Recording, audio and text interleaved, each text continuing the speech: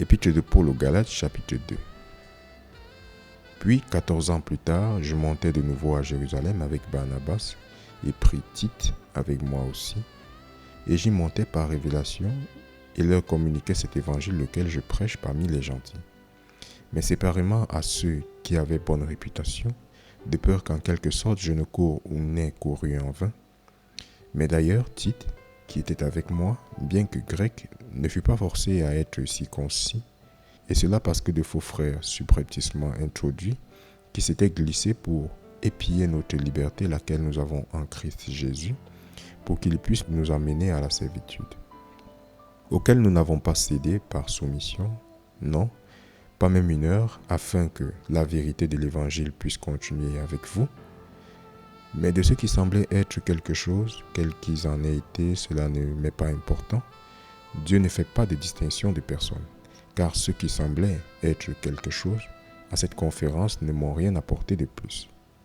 Mais au contraire, lorsqu'ils virent que l'évangile de l'incirconcision m'avait été confié, comme l'évangile de la circoncision l'avait été à Pierre, car celui qui a procédé efficacement en Pierre pour l'apostolat de la circoncision, le même fut puissant en moi envers les gentils. Et lorsque Jacques, Céphas et Jean, qui semblaient être des piliers, perçurent la grâce qui m'était donnée, ils me donnèrent et à Barnabas les mains droites d'association, afin que nous allions vers les païens et eux vers la circoncision. Ils voulurent seulement que nous nous souvenions des pauvres, ce qu'aussi je me suis empressé de faire.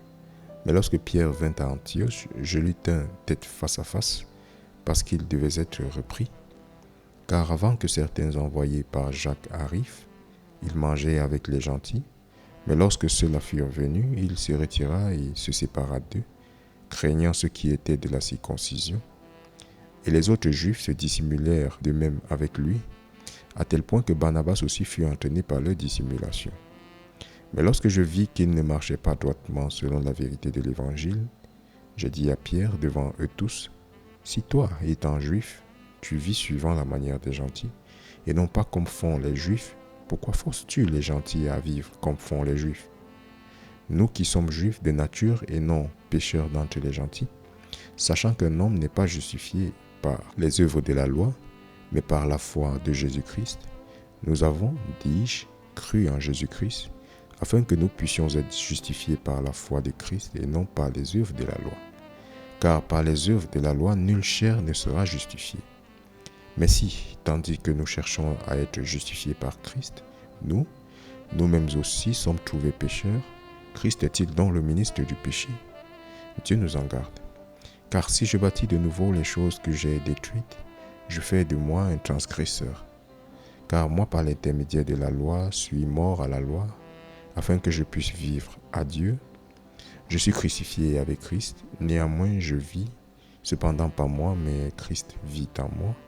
Et la vie que je vis maintenant dans la chair, je la vis par la foi du Fils de Dieu, qui m'a aimé et s'est donné lui-même pour moi. Je ne frustre pas la grâce de Dieu, car si la droiture vient par la loi, alors Christ est mort en vain.